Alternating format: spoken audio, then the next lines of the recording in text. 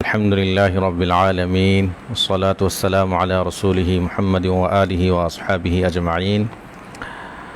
আজকে একটা গুরুত্বপূর্ণ বিষয় নিয়ে আলোচনা করার জন্য আপনাদের সামনে উপস্থিত হওয়া।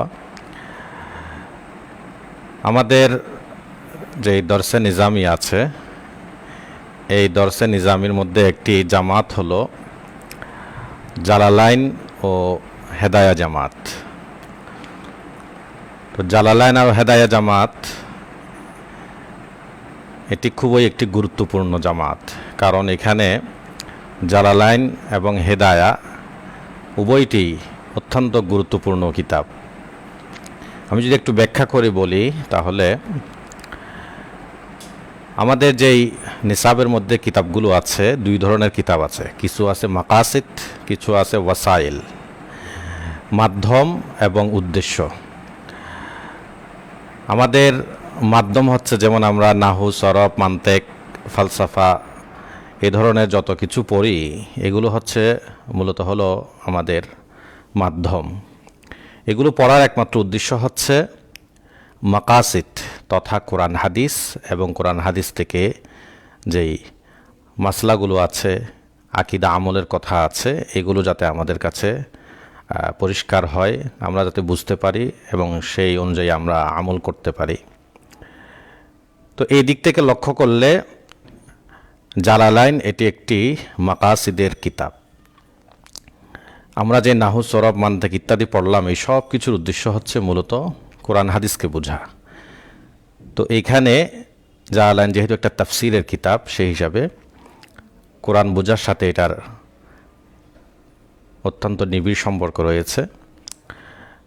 তো এই কিতাবটিকে যথাযথ গুরুত্ব দিয়ে পড়ানো দরকার, এবং ছাত্ররাও এটি খুবই গুরুত্বের সাথে গ্রহণ করে এটার পেছনে মেহনত করা দরকার। এভাবে আপনার হিদায়া কিতাবটি, এটিও দরসে নিজামির খুবই অত্যন্ত গুরুত্বপূর্ণ কিতাব। যারা এ বিষয়ে পড়ালেখা করেছেন বা জানাশোনা আছে, আমরা জানি হেদায়ার গুরুত্ব শুধু হানাফি মাযহাবে না, অন্যান্য মাযহাবেও এবং অন্য সব জায়গায় এই হিদায়া কিতাবের গুরুত্ব কতটুকু। কিন্তু এই হিদায়া এবং জালালাইন দুটো কিতাবেরই যথাযথ গুরুত্ব প্রদান করা হয় না। আমরা নিচের কিতাবগুলোকে নাহু, সরফ ইত্যাদি, এগুলোর মান্তেক, এগুলোর প্রতি যেমন গুরুত্ব দেই, এই ধরনের গুরুত্ব কোরআন তাফসির, ফিক ইত্যাদি এগুলোর ক্ষেত্রে প্রদান করা হয় না। তো এই জন্য আমাদের এই নিচ থেকে যেভাবে গুরুত্ব দিয়ে আসছি, এইভাবে উপরেও যাতে আমাদের যে মাকাসিদের কিতাব আছে, এগুলোর মধ্যে যাতে গুরুত্ব দিই। তো আমি জালালাইন নিয়ে একটু কথা বলি সংক্ষেপে। যে জালালাইন, একসময় জালালাইনের পূর্বে দরসে নিজামিতে তাফসিরে নাসাফি, আমার সামনে আছে এই কিতাব তাফসিরে নাসাফি। এই যে তাফসিরে নাসাফি, এটা হচ্ছে আপনার ইমাম আবুল বারাকাত নাসাফি রহমতুল্লাহ আলাই, যিনি 710 হিজরিতে ইন্তেকাল করেছেন। ওনার কিতাব আমরা কানজুদ দাকায়েক পড়ি, ওনার আরও অনেক বিষয়ে কিতাব আছে। তো এই তাফসিরে নাসাফির আসল নাম হচ্ছে মাদারিকুত তানজিল ও হাকাইকুত তাফিল। এই কিতাবটি শাহ ওলিউল্লাহ দেহলভী রহমতুল্লাহ আলাইর যে জামানা ছিল, সময় ছিল 1200 শতাব্দী পর্যন্ত। দরসে নিজামির যেই একটা ধারাবাহিকতা আছে, সেই হিসাবে 7ম শতাব্দী থেকে নিয়ে 1200 শতাব্দী পর্যন্ত এই কিতাবটি নেসাবে ছিল। 1200 শতাব্দীতে এই কিতাবটিকে বাদ দিয়ে এর স্থলে যুক্ত করা হয়েছে তাফসিরে জালালাইনকে, যেটা মোল্লা নিজামুদ্দিন রহমতুল্লাহ আলাই করেছিলেন। কেন করেছেন, এর প্রেক্ষাপট কি ইত্যাদি, এগুলোর বিশ্লেষণ করার এখন সময় সুযোগ নেই। কিন্তু এই তাফসিরে নাসাফি, এটা যে একটা গুরুত্বপূর্ণ কিতাব, সেটা বোঝা যায় যে এটা একসময় নিসাবে ছিল এবং জালালাইনের পরিবর্তে এটাকে পড়ানো হতো। এখন আমরা জালালাইন পড়ি, সাথে যদি এই তাফসিরে নাসাফিটাকেও যদি মোতালায় রাখা হয়, তাহলে বিভিন্ন আঙ্গিকে আমাদের অনেক উপকার দিবে।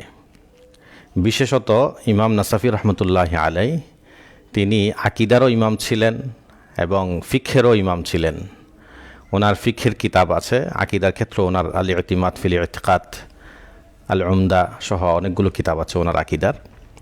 তো ওনার এই তাফসিরে নাসাফির মধ্যে, এটা তাফসিরে নাসাফি আবার মূলত তাফসিরে বাইজাভি এবং তাফসিরে কাশাফের মুলাখাস, সারসংক্ষেপ। তো এইখানে একসাথে আমরা ওই দুই কিতাবের সারসংক্ষেপও পেয়ে যাব। দ্বিতীয়ত উনি যেহেতু ফিকহ এবং আকিদার ইমাম, সেই দৃষ্টিকোণ থেকে আমরা আকিদার বিষয়গুলো এখানে জানতে পারবো। আর ফিকহের যে বিষয়, তিনি যেহেতু আমাদের হানাফি মাজহাবের ইমাম, তো হানাফি মাজহাবের ইমাম হিসাবে আমরা যে জালাইন পড়ি, সে জালাইনে হলো দুই লেখক যে আছেন, জালাউদ্দিন মুহাল্লি রহমতুল্লাহ আলাইহি এবং ইমাম জালাউদ্দিন সুয়ুতি রহমতুল্লাহ আলাইহি, দুজনেই শাফি মাজহাবের। তো ওখানে শাফি মাজহাবের আলোকে মাসালাগুলোকে বা আলোচনাগুলোকে গুরুত্ব দেওয়া হয়েছে। তো যখন তাফসির নাসাফিটা এর সাথে মুকারানা থাকবে, তো তখন মিলানো থাকবে বা এটাও দেখার পড়ার সুযোগ হবে, তখন আমাদের হানাফি মাজহাবের দলিল মাসালা ইত্যাদি এগুলো আমাদের জানা বোঝা কি হয়ে যাবে, সহজ হয়ে যাবে। এজন্য আমরা আমাদের এই নিসাবের মধ্যে, বিশেষত আমাদের যে জামিয়াতুল কাউসারে আগামী বছর থেকে যে জালাইন হেদায়া জামাত শুরু হতে যাচ্ছে, তো সেইখানে প্রথম 10 পারার সাথে তাফসিরে নাসাফিকে রেখেছি, কারণ প্রথম 10 পারাতে বেশি যেহেতু আহকাম সংক্রান্ত আয়াত, তো এই জন্য তাফসিরে নাসাফির সাথে আহকামের আয়াতগুলো দেখা হবে, সাথে এই তাফসিরের সাথে একটা সম্পর্ক গড়ে উঠবে এবং সামনে আরও 20 পারা এগুলো মোতালার একটা রাস্তা, সুযোগ তৈরি হয়ে যাবে। তো এর সাথে বাকি 20 পারা বা 15 পারার জন্য আমরা রেখেছি মুখতাসার তাফসির ইবনে কাসির। তাফসির ইবনে কাসির সম্পর্কে বলার কিছু নেই, এটার গুরুত্ব তাফসির বিল রিওয়ায়া হিসাবে। তো কোরআনের আয়াতের ব্যাখ্যা হিসাবে হাদিস জানা, হাদিসের সাথে সম্পর্ক গড়ে ওঠা, এটাও খুবই গুরুত্বপূর্ণ। তো সেই দৃষ্টিকোণ থেকে আমরা তাফসির ইবনে কাসিরকে রেখেছি। তবে তাফসির ইবনে কাসিরে যেহেতু অনেকগুলো বিষয় আলোচনা হয়েছে, অনেক মানে প্রথমেই দরকার নেই, পরবর্তীতে পড়লেও চলবে এরকম বিষয়ও আছে এবং তাকরার আছে, বিভিন্ন আঙ্গিকে কথাবার্তা আছে। তো এই জন্য আমরা এই 7 খণ্ডের 8 খণ্ডের তাফসির ইবনে কাসিরকে গ্রহণ না করে বরং মুখতাসার তাফসির ইবনে কাসির আমরা এখানে গ্রহণ করেছি, যেটা 3 খণ্ডের আর কি। মুখতাসার তাফসির ইবনে কাসিরও কয়েকজনের আছে, যেমন শেখ আলী সাবুনির আছে, তারপর শেখ আহমদ শাকেরের আছে উমদাতুত তাফসির নামে। এভাবে শেখ সফিউর রহমান মুবারকপুরীর একটা লাজনা ছিল আমাদের, ওনার হিসাবেও একটা আছে। প্রায় 8-10টার মতো মুখতাসারে তাফসির ইবনে কাসির আছে। তো আমরা সেখান থেকে হয়তো সাবুনি এবং উমদাতুত তাফসির শেখ আহমদ শাকেরের এই দুটাকেই সামনে রাখা হবে, বা যে কোনো একটা। তো এইভাবে যদি আমরা জালালাইন এবং তাফসিরকে যদি গুরুত্ব দেই, তাহলে আমাদের জন্য অনেক অনেক ভালো হবে এবং ছাত্রদের ভবিষ্যৎ সুন্দর হবে এবং কোরআনের সাথে একটা সম্পর্ক গড়ে উঠবে। যেহেতু মেশকাত দাওরা উভয় জামাতেই হাদিসের কিতাব পড়ানো হয়, মেশকাত পুরাটাই হাদিস, এরপর দাওরাতে তো একেবারে সব কিতাবেই হাদিসের কিতাব, কিন্তু কোরআনের সাথে সম্পর্ক গড়ার জন্য বা তাফসিরের আর কোনো কিতাব নেই। তো এই জন্য জালাইনকে যদি আমরা যথাযথ গুরুত্ব দেই, সাথে যদি তাফসিরে নাসাফি এবং আপনার মুখতাসার তাফসির ইবনে কাসিরকে যদি রাখি, তাহলে মোটামুটি একটা কোরআনের সাথে একটা সম্পর্ক গড়ার ছাত্রদের একটা সেতু তৈরি হবে আর কি। এই হচ্ছে জালাইন সম্পর্কে কথা। এরপর আমি আরেকটু সংক্ষেপে আলোচনা করব হেদায়া সম্পর্কে। হেদায়া কিতাবটি শুরুতেই বলেছি অত্যন্ত গুরুত্বপূর্ণ কিতাব, এবং আমাদের দরসে নিজামিতে অনেকগুলো ফিকহের কিতাবের সর্বশেষ স্তরে এই হেদায়া কিতাবটি পড়ানো হয়। হেদায়ার মধ্যেও বিভিন্ন আঙ্গিক আলোচনা আছে। তো আমি শুধু 2-1টা দিক তুলে ধরতেছি। হিদায়া এটা ফিকহে মুদাল্লাল, ফিকহে মুকারান এবং ফিকহে মুখাররাজের কিতাব। আমরা জানি ফিক প্রথমত 2 ধরনের, একটা হলো ফিকহে মুজাররাদ আর একটা হলো ফিকহে মুদাল্লাল। ফিকহে মুজাররাদ মানে যেখানে দলিল ছাড়া বা দলিল খুবই সামান্য, তেমন একটা নেই, এই ধরনের কিতাবগুলোকে ফিকহে মুজাররাদ, যেগুলো আমরা নিচের দিকে ধরেন বেহেশতে জিওর, তালিমুল ইসলাম, মালাবুদ্দা ইত্যাদি, নুরুল ইজা, আর ফিকহে মুদাল্লাল যেখানে মাসালার সাথে সাথে দলিল থাকে। তো এই দলিল উল্লেখ করার দিক থেকে আবার ভাগ হয়ে যায়। ফিকহে মুদাল্লালটা কখনো আবার ফিকহে মুকাররন হয়ে যায়, অর্থাৎ অন্য মাযহাবের যে দলিল আছে সেই দলিলের বিচার বিশ্লেষণ এবং আমাদের দলিলের যৌক্তিকতা তুলে ধরা, এবং অন্য মাযহাবের যে দলিল থাকে সেই দলিলগুলোর জবাব প্রদান করা, আমাদের দলিলের উপর কোনো প্রশ্ন থাকলে সেই প্রশ্নের উত্তর প্রদান করা ইত্যাদি নানান কাজ হয় ফিকহে মুকাররনে। আরেকটা হলো ফিকহে মুখাররাজ, অর্থাৎ এখানে ফুরুকে উসুলের উপর কিয়াস করে মাসালা বের করা, বুঝা, এগুলো। এখানে সরাসরি আমরা জানি সবগুলো বিষয়ের জন্য নস থাকে না বা নস নেই। তো অনেকগুলো মাসালা আছে যেগুলো উসুলের উপর ভিত্তি করে, উসুলগুলো আবার কোরআন হাদিস থেকে বের করা, এটারও আলাদা কিতাব আছে, এটারও আলাদা পড়াশোনা আছে। তো এই ফিকহে মুখাররাজের কাজ হলো উসুল কি সে উসুলটাকে জানা, এই উসুলের ভিত্তিতে আপনার ফুরু কি সেটাতে কিভাবে তাদবিক হচ্ছে এইগুলো বোঝা। তো ফিকহে মুখাররাজ এই দৃষ্টিকোণ থেকেও এই কিতাবটা পড়া দরকার। তো হিদায়াকে আপনার ফিকহে মুদাল্লাল যদি আপনি আপনার দলিলকে উপস্থাপন করেন, তখন সেখানে আবার আপনার প্রশ্ন আসবে যে দলিলের মধ্যে তো কোরআনও আছে, হাদিসও আছে, এবং কোরআন হাদিসের মধ্যে আবার কোরআন তো অকাঠ্যভাবে প্রমাণিত কাতঈ, এজন্য এটার আর উসুল সুবুত সাবেত হওয়ার বা সনদ হিসাবে এটার কোনো উসুল দরকার হয় না। কিন্তু হাদিসের সাবেত হওয়ার আবার উসুল দরকার হয়। এখন এই উসুলের ক্ষেত্রে আবার ভাগ হয়ে গিয়েছে। ফুকাহাদের উসুল ভিন্ন, মুহাদ্দিসিনদের উসুল ভিন্ন। এমনিতে তো কিছু উসুলের ক্ষেত্রে তো মুহাদ্দিস ফুকাহা উভয়ে এক, কিন্তু কিছু উসুলের ক্ষেত্রে দেখা গেছে যে মুহাদ্দিসদের উসুল ভিন্ন, ফুকাহাদের উসুল ভিন্ন। তো এখন আপনি যদি মুহাদ্দিসদের উসুল জানেন আর সেই উসুলটা যদি আপনি ফুকাহাদের উপর, ফুকাহাদের যে তাদবিক আছে সেই তাদবিকের উপর যদি আপনি প্রয়োগ করেন, তখন একটা বড় সমস্যা দেখা দেয়। কারণ ইমাম আবু বকর জাসসাস রহমতুল্লাহ আলাইহি থেকে নিয়ে শাফি, হাম্বলি, মালিকি সব মাযহাবের ইমামগণ মোটামুটি এই বিষয় নিয়ে আলোচনা করেছেন। হাফিজ ইবনে হাজারও করেছেন, ইবনু দাকিক আল-ঈদ আল-মালিকিও করেছেন, তারপর আরও অন্যান্য ইমামগণও আলোচনা করেছেন যে অনেক সময় এমন হয় মুহাদ্দিসিনদের উসুল অনুযায়ী কোনো একটা হাদিস জয়ীফ হয়, কিন্তু ফুকাহাদের উসুল অনুযায়ী হাদিসটা জয়ীফ না, হাদিসটা সঠিক হয় বা সুবুত হিসাবে ঠিক হয়। অনেকগুলো আপনাকে আমি নস বলতে পারবো এবং তাদবিক হিসাবেও দেখাতে পারবো। যেমন ধরেন হাফিজ ইবনে হাজার আসকালানী রহমতুল্লাহ আলাইহির একটা কিতাব আছে আত-তালখিসুল হাবির।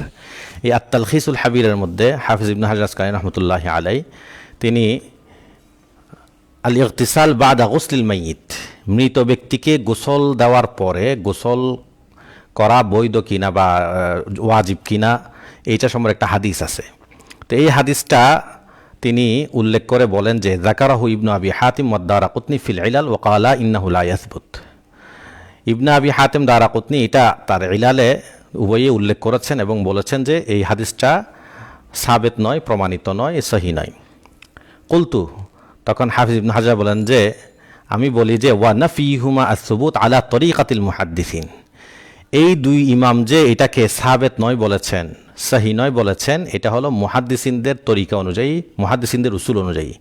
ওয়া ইল্লা ফাহুয়া আলা তরিকাতিল ফুকাহা কবিয়্যুন, অন্যথায় ফুকাহাদের যে উসুল, ফুকাহাদের যে নিয়ম, সেই নিয়ম অনুযায়ী, উসুল অনুযায়ী এই হাদিসটা শক্তিশালী।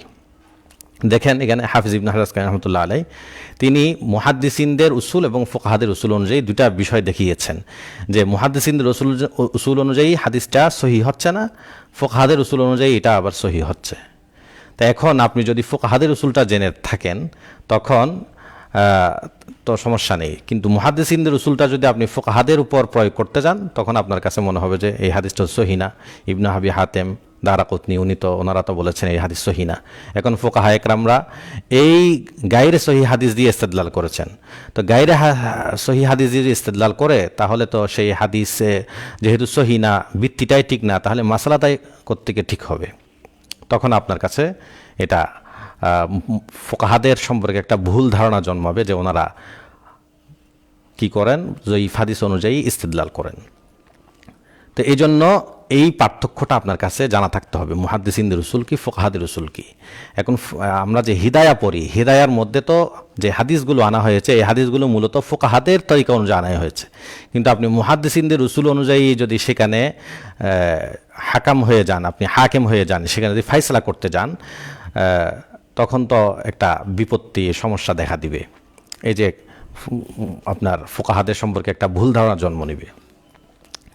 তো এই জন্য ইবনুল জাওজি রহমতুল্লাহ আলাই ওনার সাইদুল খাতির কিতাবের মধ্যে অনেক সুন্দর একটা কথা বলেছেন। তিনি বলেন যে ওয়াকুল্লু মাল্লাম ইউখালিতিল ফুকাহা ওয়া জাহাদা মাল মুহাদ্দিসিন তাআযা ওয়া সাআ ফাহমুহু, যে ব্যক্তি ফুকাহাদের সাথে মেলামেশা করে নাই, ফোকাহাদের সংস্রবে আসে নাই, ফোকাহাদের উসুল সম্পর্কে জানে নাই, ওয়া জাহাদা মাল মুহাদ্দিসিন, শুধু মুহাদ্দিসিনদের উসুলগুলো জেনেছেন, মুহাদ্দিসিনদের বিষয়গুলো জেনেছেন, তো তাআযা, তখন সে কষ্ট পাবে, ওয়াসা ফাহমু, এবং তার ফাহামও নষ্ট হবে, তার বুঝ ধারণাও নষ্ট হবে। কেন? কারণ ওই যে বললাম, সে যখন দেখবে যে মুহাদ্দিসিনদের উসুল অনুযায়ী ওর হাদিসটা যখন জয়ীফ, তখন সে কষ্ট পাবে যে আরে আমার দলিলটা তো দুর্বল। আবার ফোকাহাদের সম্পর্কে তাদের খারাপ ধারণা জন্মে যে তারা তো ভুল অথবা দুর্বল হাদিস দিয়ে কি করেছেন, ইস্তেদলাল করেছেন। অথচ এখানে সমস্যাটা উসুলে, কিন্তু আমি উসুলের পার্থক্যটা না বোঝার কারণে সমস্যাটা দেখা যাচ্ছে তাদবিকের ক্ষেত্রে। এজন্য আপনাকে উসুলের পার্থক্যটা বুঝতে হবে। তো আমি মূল কথায় চলে যাই যে ফিকহে মুদাল্লালের ক্ষেত্রে যদি আপনি হাদিস দিয়ে ইস্তেদলাল করেন, তখন আপনার জন্য এটা জরুরি হচ্ছে এই হাদিসটা প্রমাণ হওয়ার যে উসুল আছে, সেই উসুলটা আপনার কাছে পরিষ্কার থাকা, এবং এটা কি মুহাদ্দিসিনদের তরিকা না ফোকাহাদের তরিকা, এইটা আপনার কাছে পরিষ্কার থাকা, এটা সম্পর্কে জানাশোনা থাকা। অন্যথায় তখন এরকম সমস্যা দেখা দিবে, আপনার কাছে মনে হবে যে ফোকাহাদের হাদিসগুলো, ফোকাহাদের ইস্তিদলালগুলো দুর্বল, তো এই ধরনের খারাপ ধারণা জন্মাবে। এরপর আপনার যে হাদিস, এই হাদিসগুলো ধরেন হিদায়ার মধ্যে হাদিস আছে, এখন হাদিসগুলো খুঁজে পাওয়া যাচ্ছে না, অথবা আপনি হিদায়ার হাদিসগুলো খুঁজতেছেন হলো যে আপনার সেহাসিত্তাতে, কিন্তু আপনি সেহাসিত্তাতে তো হাদিস পাচ্ছেন না, তখনও আবার আপনার খারাপ ধারণা জন্মাবে। কেন? কারণ ইমাম মারগিনাই রহমতুল্লাহ আলাই যে হাদিসগুলো এনেছেন, সেখানে অনেকগুলো হাদিস মূলত হলো, এর উৎস হলো সেহাসিত্তার আরও আগে বা কুতুবে সিত্তার আরও আগের যুগের। উনি হয়তো ইমাম আবু হানিফা রাহিমাহুল্লাহর কিতাবুল আসার থেকে, কিংবা ইমাম মুহাম্মদের কিতাবুল হজ্জা আলা আহলিল মাদিনা থেকে, কিংবা ইমাম বুখারী মুসলিমের উস্তাদ মুসান্নিফ ইবনে আবি শাইবা থেকে, মুসান্নিফ আব্দুর রাজ্জাক থেকে, এখান থেকে ওনারা এই হাদিসগুলো এনেছেন, দলিলগুলো এনেছেন বা নিজেদের সনদে এনেছেন। আর ইমাম মারগিনাই রহমতুল্লাহ আলাই সাহেবী হিদায়া, উনি ওই মূল উৎস থেকে এটা এনেছেন। এখন আপনি আপনার তো কুতুবে সিত্তার মধ্যে খুঁজতেছেন 6 কিতাবে, সেখানে পাচ্ছেন না, তখন আপনার কাছে খারাপ ধারণা জন্মাচ্ছে। এজন্য এই মূল উৎস, এই মাজদার কোথায়, সেটাও আপনাকে জানতে হবে। এজন্য এই কিতাবগুলোর এই হেদায়ার হাদিসগুলো জানতে গিয়ে আপনাকে এর মূল উৎসে, আপনি ধরেন আমরা এটার জন্য আমাদের হানাফি মাযহাবের মূল কিতাব যে কিতাবুল আসারে, হাদিসের কিতাব হিসাবে মুয়াত্তা মুহাম্মদে, কিতাবুল হজ্জা আলা আহলিল মাদিনাতে, তারপর আপনার ইমাম কুদুরি রাহিমাহুল্লাহর যে কিতাব আছে, আপনার কিতাবুত তাজরিদে 16 খণ্ডের কিতাব আছে, তারপর আরও অন্যান্য কিতাব যে আছে, ইমাম তাহাবী রহমতুল্লাহ আলাইহি শরহ মাআনিল আসারে, মুসান্নাফ আব্দুর রাজ্জাকে, মুসান্নাফ ইবনে আবি শাইবাতে, এইগুলা থেকে, মূল জায়গা থেকে এগুলাকে বের করা, তাহলে আপনার জেহেনটা পরিষ্কার হবে, আপনি দলিলগুলো বের করতে পারবেন। এবং এই 6 কিতাবে কেন পাওয়া যাচ্ছে না, সেটাও আপনার কাছে পরিষ্কার হবে। এখানে আরও কিছু কথা আছে, সময় কম, এই জন্য আমি বিস্তারিত বলতে পারতেছি না যে কেন এখানে নাই। যদিও ইমাম মুর্তাজা জাবিদি রহমতুল্লাহ আলাইহি উনি কিতাব লিখেছেন উকুদুল জাওয়াহিল মুনিফা ফি আদিল্লাতি মাযহাবি ইমাম আবি হানিফা মিম্মা ওয়াফাকাহুল আইমাতুস সিত্তা ওয়াহাদুহুম, এইভাবে তিনি কিতাব লিখেছেন যে এই কিতাবের মধ্যে দেখিয়েছেন হানাফি মাযহাবের অনেকগুলো হাদিস যে 6 কিতাবে আছে বা কোনো একটা কিতাবে আছে। এরপরও অনেকগুলো হাদিসও আবার নাই যেও আছে। তো এই নাই যে এগুলো কোত্থেকে আনা হলো, এগুলোর উৎস কি, এটাও বোঝা দরকার। তো এটার জন্য আলাদা মেহনত, এটার জন্য আলাদা পদ্ধতি ইখতিয়ার করতে হবে, এগুলো ছাত্রদের সামনে পরিষ্কার করতে হবে। অন্যথায় এরা যখন এখান থেকে পড়ে যাবে, এরা যখন অন্য জায়গায় যাবে বা আরব কান্ট্রিতে যাবে অথবা লা মাযহাবি আহলে হাদিস এদের সাথে কথা বলতে যাবে, তখন সেখানে দলিল দিতে পারবে না, তখন নিজেদেরকে ছোট মনে হবে। হয়তো কেউ কেউ সে বলবে যে হানাফি মাযহাব ঠিক না বা হানাফি মাযহাবের হাদিস পাওয়া যায় না ইত্যাদি নানান কথা বলে সে সরে যাবে কিংবা নিজেদেরকে দূরে সরিয়ে নেবে। তো এরকম সমস্যা দেখা দেয় আর কি। এগুলোর মূল কারণ হচ্ছে আমাদের তরিকায়ে তাদরিস মানহাজ এটা একটু সুন্দর করা দরকার, ভালো করা দরকার, সমৃদ্ধ করা দরকার, যাতে ছাত্ররা এগুলোর ক্ষেত্রে কি হয় আসল দলিল ইত্যাদি এগুলো যাতে বুঝতে পারে এবং উসুল ইত্যাদি এগুলোর যাতে খোঁজ পায়। এরপর আসেন আমি যেটা আলোচনা করতেছিলাম সেটা হলো, যেহেতু ফিকহে মুদাল্লাল এবং ফিকহে মুকারানের ক্ষেত্রে আপনার দলিল লাগবে, তো দলিলের ক্ষেত্রে হাদিস যদি হয় তাহলে এই হাদিসের উসুল এটাও জানা থাকতে হবে। উসুলের ক্ষেত্রে ফুকাহা এবং মুহাদ্দিসিনদের উসুল আর পার্থক্য আছে এটাও। এরপর হলো আপনার এই মাসদারগুলো কোথায় পাবে, মূল উৎস হাদিসগুলো কোথায় পাবে সেটা। দ্বিতীয় হলো উসুলুল ফিকহ ওয়াল ইস্তিমবাত, আমরা যেটাকে উসুল ফিকহ বলি আর কি, অর্থাৎ ইমামগণ যেই কোরআন থেকে হাদিস থেকে এটা কিভাবে বুঝলেন, এই মাসালাটা কিভাবে ইস্তেমবাত করলেন, এটাকে বোঝার চেষ্টা করা। এটা কি আম না খাস, এটা কি মুশতারক না মুআওয়াল, এটা কি মুজমাল না মুফাসসার ইত্যাদি আমরা যে উসুল ফিকহের মধ্যে বহসগুলো পড়ি, তো এইগুলো আসলে হেদায়া ইত্যাদির মধ্যে বোঝার চেষ্টা করা। এই উসুল ফিকহের আলোকেও এই হেদায়া কিতাবটা আমাদের সামনে আসা দরকার। তো এইভাবে আমরা কি করব, কাজ করব, সমৃদ্ধ করব দরসকে, পড়াশোনাকে। এরপর তৃতীয় আমি বলেছি যে ফিকহে মুখাররাজ যে আছে, সেই ফিকহে মুখাররাজের ক্ষেত্রে আপনার কাওয়াইদি ফিকহিয়া কি সেগুলো, যেমন আমার সামনে একটা কিতাব আছে দেখেন, আল কাওয়াইদুল ফিকহিয়া আল মুস্তাখরাজা মিন কুতুবিল হিদায়া লিল ইমাম আল মারগিনানি। এই কিতাবের মধ্যে এই কাজ করেছেন যে হেদায়া থেকে যেই কাওয়াইদি ফিকহিয়াগুলো বের হয় এগুলোকে আলাদা করে এখানে দেখিয়েছেন। এরকম আরও অনেক কিতাব আছে, উসুল হিদায়া নামেও কিতাব আছে। তো এই কাওয়াইদি ফিকহিয়াগুলোকে বের করা এবং ফিকহে মুখাররাজ এটাকে বোঝার চেষ্টা করা। এরপর হচ্ছে আমাদের সামনে যেটা থাকবে আলোচনার সময় সেটা হলো ফুকাহায়ে কেরামের যে ইখতিলাফ, আইম্মাই মুস্তাহিনের যে ইখতিলাফ চারো মাযহাবে, তো এইগুলো আসলে ইখতিলাফটা এমনি এমনি হয় নাই। এই ইখতিলাফের মাদার কি, এই ইখতিলাফের মানাত কি, এই ইখতিলাফের ভিত্তি কি, এটা একটা আমাদের সামনে আসা দরকার। যেমন ধরেন আমরা যখন এইগুলো নিয়ে আলোচনা করতে যাই, আমি সংক্ষেপে যদি বলি, তো দেখা যাবে যে এই আমার সামনে যে নসটা আছে, এই নসটা এটা কি মানসুস না গায়রে, আমার সামনে যে মাসালাটা আছে এই মাসালাটার ভিত্তি এটা কি মানসুস না গায়রে মানসুস। যদি এটা গায়রে মানসুস হয় তখন এইখানে কিছু কাজ আছে, এটা পরিষ্কার হওয়া। এরপর এটা যদি আবার মানসুস হয়, মানসুস হলে তখন এটা কি আপনার মুহকাম নাকি এটা হলো মুহতামিল। যদি মুহতামিল হয় তাহলে কি মুতাআরিজ, এটার মধ্যে কি তাআরুজ আছে নাকি এখানের মধ্যে শব্দের তারতম্য আছে, এইগুলোর দিক থেকে পরিষ্কার হওয়া। যেমন ধরেন আমি উদাহরণ দিলে, যেমন আমাদের যে রফিয়ে দেন তর্কে রফিয়ে দেন আমিন জোরে আসতে, এই যে এই ইখতিলাফটা, এই ইখতিলাফটার ক্ষেত্রে এটা মূলত হলো তাআরুজ, দুই দিকে হাদিস আছে এই জন্য এটা দেখা দিয়েছে। আবার কখনো একটা শব্দের একাধিক অর্থের দিক থেকেও এই তাআরুজটা হয় বা আপনার মাযহাবের ইখতিলাফটা হয়। যেমন আমরা যারা পড়েছি তারা জানি সালাসাতা কুরু, কারুনের মানা হাইজ আছে, কারুনের মানা তুহুর আছে। তো এখন হযরত আব্দুল্লাহ ইবনে মাসউদ রাদিয়াল্লাহু আনহু কারুনের মানা নিয়েছেন একটা, হযরত যায়েদ ইবনে সাবিত রাদিয়াল্লাহু আনহু কারুনের মানা নিয়েছেন একটা, এখন হানাফি মাযহাব নিয়েছে আব্দুল্লাহ ইবনে মাসউদেরটা, আর শাফি মাযহাব নিয়েছে যায়েদ ইবনে সাবিতেরটা। তো এইটা তো নিয়েছে, কিন্তু এইটার মূল ভিত্তি হলো ওই মূল নসের মধ্যেই ইহতিমালের কারণেই এই ইখতিলাফটা সৃষ্টি হয়েছে। তো এইটা বোঝা দরকার, এটা বোঝানো দরকার। তো তাআরুজের কারণে হচ্ছে নাকি ইহতিমালের কারণে হচ্ছে এটা পরিষ্কার হওয়া দরকার। অথবা নাকি গায়রে মানসুস এই জন্য এটাকে ইস্তেমবাদ করে বের করতে হচ্ছে, নাকি ওইখানে গিয়ে ইখতিলাফ হয়েছে, এটা দরকার।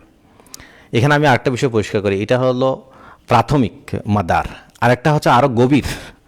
গভীর মানে অনেকে মনে করেন যে আমরা যে রফিয়াদাইন তর্কে রফিয়াদাইনে অনেকগুলো হাদিস জমা করে ফেললাম, তর্কে রফিয়াদাইনে অনেক কিছু হাদিস জমা করলাম, বা আমিনের ক্ষেত্রে কিছু হাদিস, তর্কে আমিনের ক্ষেত্রে কিছু হাদিস জমা করলাম, দুই দিকে একটা মোকারানা বা তুলনা করে ফেলতেছি।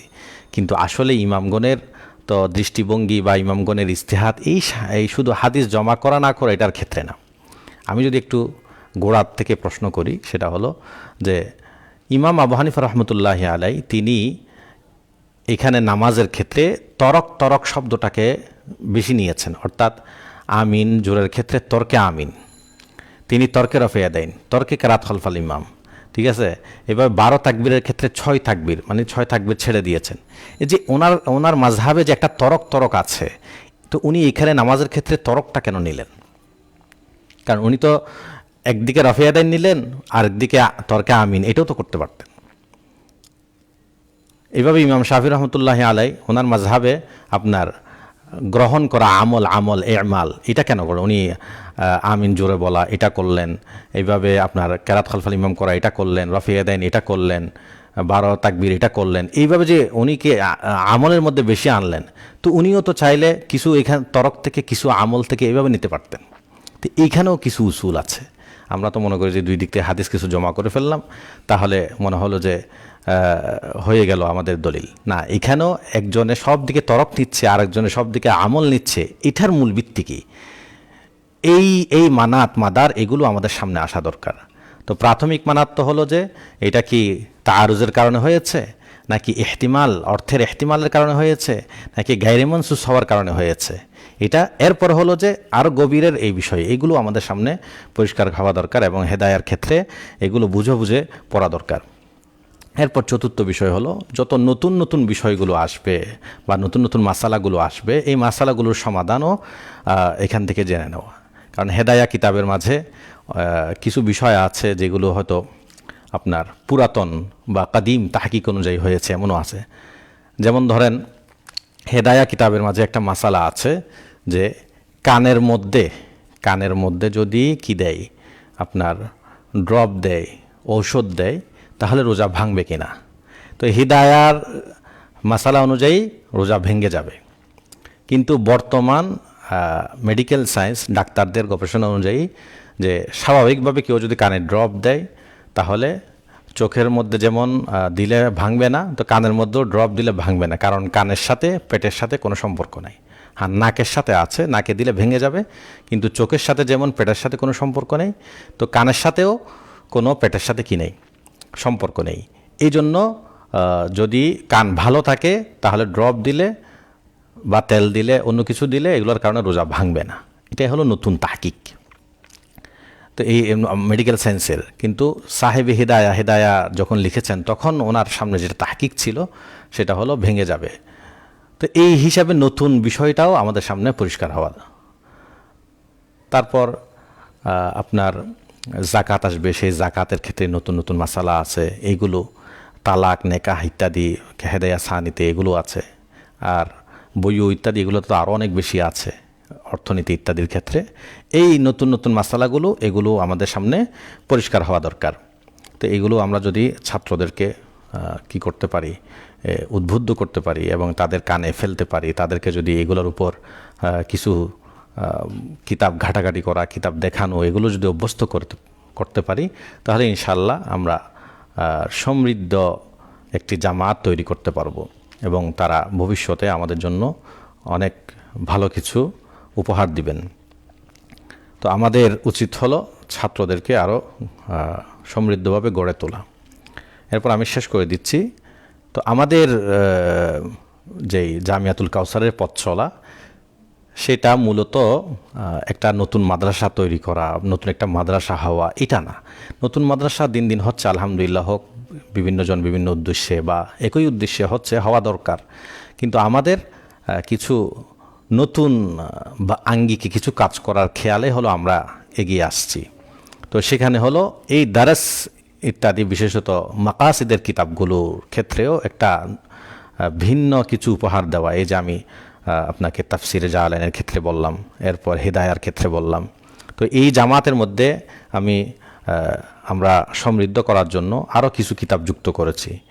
যেমন আপনার হুসামি, অনেক অনেক মাদ্রাসায় বা অনেক নেসাবে আছে এই জামাতে নুরুল আনোয়ারের কিতাবুস সুন্না পড়ানো হয়, কিন্তু আমরা নুরুল আনোয়ার কিতাবুস সুন্নার বদলে হুসামির কিতাবুস সুন্নাটা নিয়েছি। কেন? কারণ হুসামির কিতাবুস সুন্না এটা নুরুল আনোয়ার কিতাবুস সুন্না থেকে অনেক সমৃদ্ধ, সুন্দর। তাই দারুল উলুম দেওবন্দের নেসাবেও দেখা যাচ্ছে হুসামির কিতাবুস সুন্না পড়ানো হয়, নুরুল আনোয়ার কিতাবুস সুন্না না। তো এর সাথে আমরা আল মাদখাল ইলা উসুল হাদিস আলা মানহাজিল হানাফিয়া, আব্দুল মজিদ আত-তুর্কুমানী হাফিজাহুল্লাহ ওনার এই কিতাবটাকেও সাথে রাখবো। কারণ হচ্ছে ওই যে উসুলুল ফোকাহাদের উসুল জানার জন্য হাদিসের ক্ষেত্রে এই কিতাবটা হলো নতুন আঙ্গিকে কাজ করেছে। তো এই জন্য আমরা এটা যুক্ত করেছি। এরপর আপনার আমাদের আসাহুসিয়ার, আমরা চাই যে প্রতি জামাতের ছাত্ররা সিরাতের একটা কিতাবের সাথে সাথে যাতে সম্পর্ক গড়ে ওঠে। তো এই জন্য এই আপনার আবুল বারাকাত আব্দুর রউফ সাহেব দানাপুরি ওনার একটা কিতাব আছে আসাহুসিয়ার, এটা দারুল উলুম দেওবন্দেরও এই জালাইনের জামাতে, হেদায়ার জামাতে নেসাবে আছে। তো আমরাও এটা নেসাবে যুক্ত করেছি। এটা মোতালা, ছাত্ররা মোতালা করবে, সিরাতের সাথে একটা সম্পর্ক থাকবে। এরপর আপনার আমরা চাই যে প্রতি জামাতে ছাত্রদের আকিদার যে একটা দুর্বলতা এটাও যাতে না থাকে, আকিদার সাথে একটা সম্পর্ক গড়ে উঠুক। তো এটার জন্য আমরা যেহেতু পরের বছর হলো মিশকাতের মধ্যে শরহুল আকায়েদ নাসাফিয়া পড়বে। তো শরহুল আকায়েদের আগে যদি আপনার মাতানে নাসাফির যে মতনটা আছে এই মতনটা যদি ছাত্ররা পড়তে পারে, মাতানে নাসাফির সাথে যদি সম্পর্ক গড়ে তুলতে পারে, তাহলে তারা একটা হলো মূল আকিদাটাও ভালো করে বুঝতে পারবে। কারণ শরহে আকায়েদে যেহেতু অনেক লম্বা লম্বা আলোচনা, তো এই লম্বা লম্বা আলোচনা বুঝে ওঠা বা এখান থেকে আকিদা বের করা এগুলো সবার পক্ষে কি হয় না, সম্ভব হয় না। এবং মূল আকিদাটাই আসলে মূলত অনেকেই বুঝে উঠতে পারে না। তো এই জন্য যাতে মূল আকিদাটা বুঝে উঠতে পারে, মূল আকিদাটা যাতে তারা খুঁজে নিতে পারে, এই জন্য আমরা প্রথমেই মাতনুল আকায়েদ নাসাফির যেই মতন, সেই মতনটা এই জামাতে পড়িয়ে দিচ্ছি, যাতে ছাত্ররা আকিদার মতনটা খুব সংক্ষিপ্ত, ছোট, খুব বেশি বড় না। এই যে আমার এখানে ছোট্ট একটা কিতাব দেখছেন মাতানুন নাসাফিয়া, ছোট্ট। এই কিতাবের যদি আমরা ধরি, এখানে 7 পৃষ্ঠা থেকে 7, 8, 9, 10, 11, 12, 13, 14 পৃষ্ঠাও ফুল না, মানে 7 থেকে 14 পৃষ্ঠা, মানে 7.5 পৃষ্ঠা বা 7 পৃষ্ঠার মতো হলো মাত্র মূল মতন। তো এইটা যদি ছাত্ররা ভালো করে বুঝে উঠতে পারে, তাহলে পরের বছর শরহ আকায়েদ পড়াটাও সহজ হবে এবং আকিদাও সে ভালোভাবে বুঝে উঠতে পারবে। এর সাথে আমরা যদি সময় পাই, সম্ভব হয়, তাহলে এই বাহরুল কালাম ইমাম আবুল মাইন নাসাফি রহমতুল্লাহ আলাই, তিনি মাতুরিদি এক ইমাম, আকিদার ইমাম, 508 হিজরিতে ইন্তিকাল করেছেন। এই কিতাবটাও আমাদের নজরে আছে, খেয়ালে আছে, যদি সম্ভব হয় এটাও পড়িয়ে দেওয়া হবে।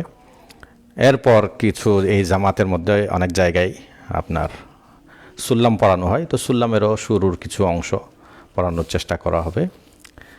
তো সার কথা হচ্ছে, আমরা যারা হেদায়া চালান জামাত এটাকে গুরুত্ব দেই এবং এইটা অবহেলিত হিসাবে না রাখি। আমি নিজেও খোঁজ নিলাম এবং আমাকে অন্য আলিমও জানিয়েছেন, উস্তাদও জানিয়েছেন যে হেদায়া এবং আপনার জালান জামাতটা অনেক অবহেলিত। তো এই অবহেলা যাতে না থাকে, কারণ হেদায়া এবং জালাইনের দুটো বিষয়ে গুরুত্বপূর্ণ।